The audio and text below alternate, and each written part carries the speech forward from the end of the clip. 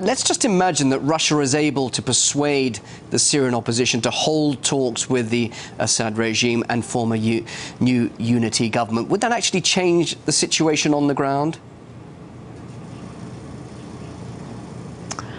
Well, it might change it if the Syrian opposition was no longer funded by the U.S., by Saudi Arabia and the Arab League countries, by NATO, in order to really form a criminal conspiracy against the government.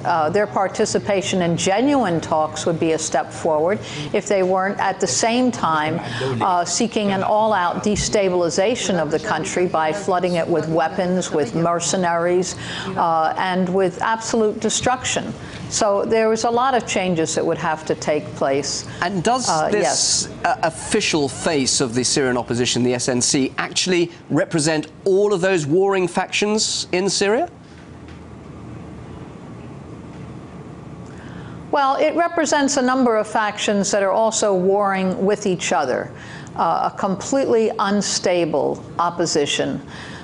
Which would have no credibility whatsoever if it were not given bases in Turkey and enormous support, funding, and political support from the U.S.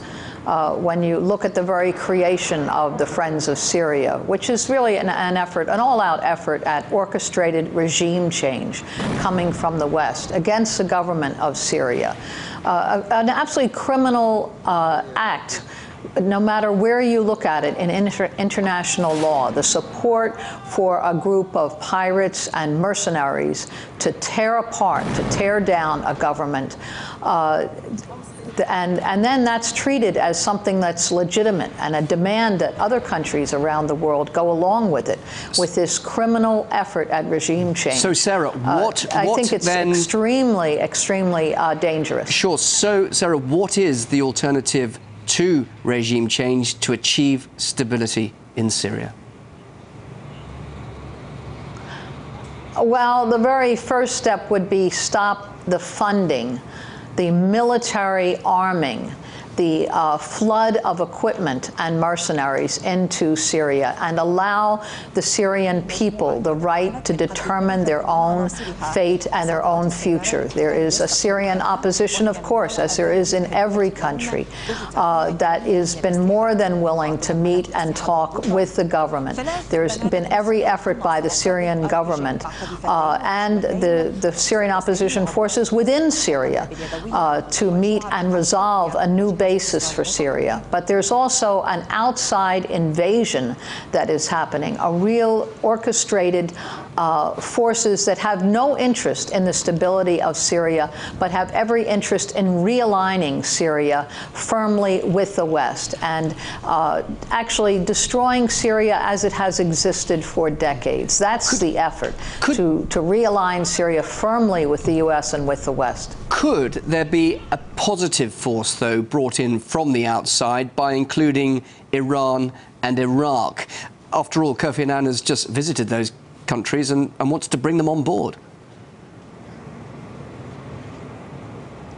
Well, certainly they would have every right. That would be an important step for them to be included. They're very much the countries of the region and those that have something at stake. And when you look at Iraq right next door, who knows better than any country in the world what U.S. occupation, destruction, overturn of the existing government meant for the Iraqi people? A third of the population left dead, dismembered, or dislocated as refugees. Huge destruction of everything from the electric grid to water to the schools and hospitals. So yes, Iraq has every right, Iran has every right to be included.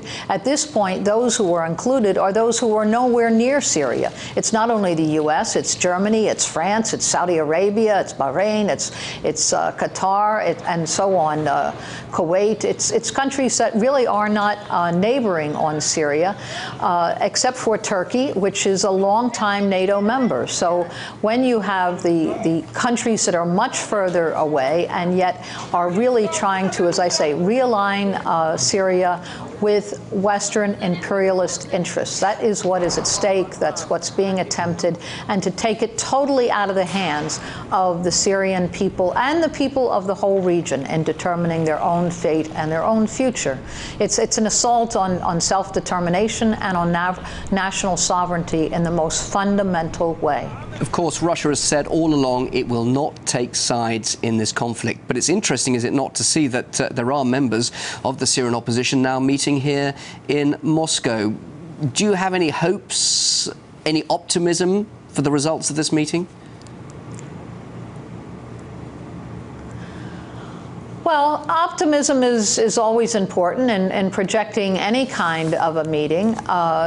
But as I say, the real problem, the fundamental problem, is the support coming from outside forces, coming from really the major Western, especially U.S.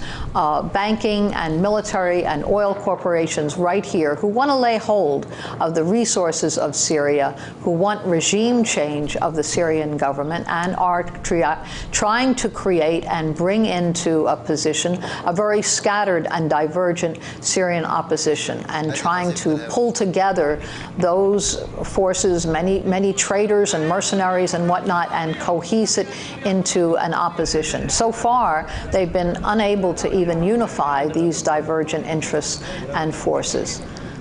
The efforts at a wider solution are important as long as it stops full-scale U.S.